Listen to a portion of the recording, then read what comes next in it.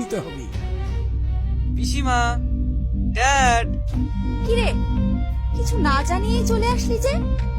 Surprise পিসিমা। Surprise? যা fresh হয়ে খেয়ে নে, আমি অফিস থেকে আসছি। ড্যাড, তোমার সঙ্গে আমার কিছু কথা ছিল। ঠিক আছে বল।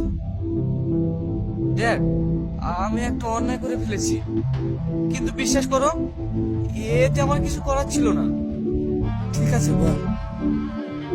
আমি বিয়ে করে ফেলেছি। বিয়ে করে ফেলেছিস মানে? আমাদেরকে জানানোর প্রয়োজন বলে মনে করলি না? জানানোর উপায় ছিল না। না, এ বিয়ে আমি মানি না। যার রাখা ছিল নেই সেই ঘরে তুই বিয়ে করবি, তা আমাকে মেনে নিতে হবে। যা, এই বাড়ি থেকে এক্ষুনি বেরিয়ে যা। বাবা, দাদা, এ তুমি কি বলছো? আমি ঠিকই বলছি। চেনা নাই জানা নাই একটা মেয়েকে বিয়ে করলি হলো? মেয়েরা কি জিনিস ও সেটা জানে? ওরা স্বার্থপর, লোভী, টাকা পয়সা ছাড়া কিচ্ছু চেনে না। তুই জানিস তুই তখন খুব ছোট, তোর মা তোকে আমার কাছে রেখে অন্যজনের হাত ধরে পালিয়ে গেছে শুধু টাকার জন্য।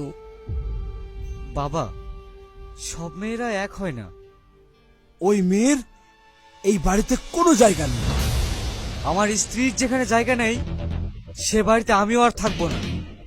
তোমাকে আমি প্রমাণ করে দেখাবো রিনা আমাকে কতটা ভালোবাসে। বাবু, দাঁড়া, যাস না। বাবু, বাবু।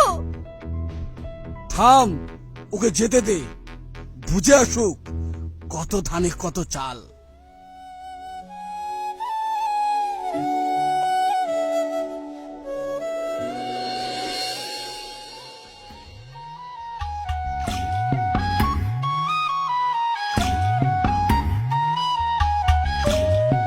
কি গো, তোমার কেমন লাগছে কেন? আমি না জানি বিয়ে করেছি বলে আমার বাবা তোমাকে মেনে নিচ্ছে না, তাই আমি বাড়ি থেকে রাগ করে চলে এসেছি। ওই বাড়িতে আমি আর কোনোদিন ফিরে যাব না। তুমি যদি না যাও তাহলে এখানেই থাকো। না, আমি শ্বশুর বাড়ি ঘর জামাই হয়ে থাকতে পারবো না। তাহলে তুমি এখন কোথায় যাবে আর কোথায় বা থাকবে?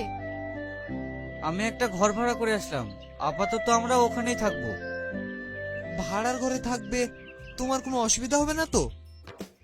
না না, কোনো অসুবিধা হবে না। তুমি তাড়াতাড়ি রেডি হয়ে নাও।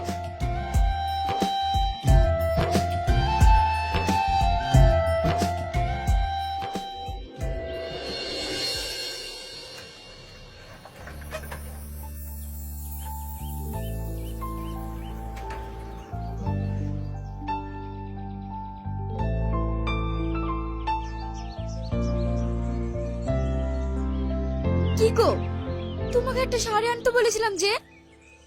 কি করে আনবো বলো? সামান্য বেতনের কাজ করি, ঘর ভাড়া, সংসার চালিয়ে মাস শেষে একটা টাকাও থাকে না। তুমি একটা অপদার্থ স্বামী, বউকে একটা শাড়ি কিনে দিতে পারবে না? তাহলে বিয়ে করেছিলে কেন? আমার জীবনটাকে ছাড়খাড় করার জন্য?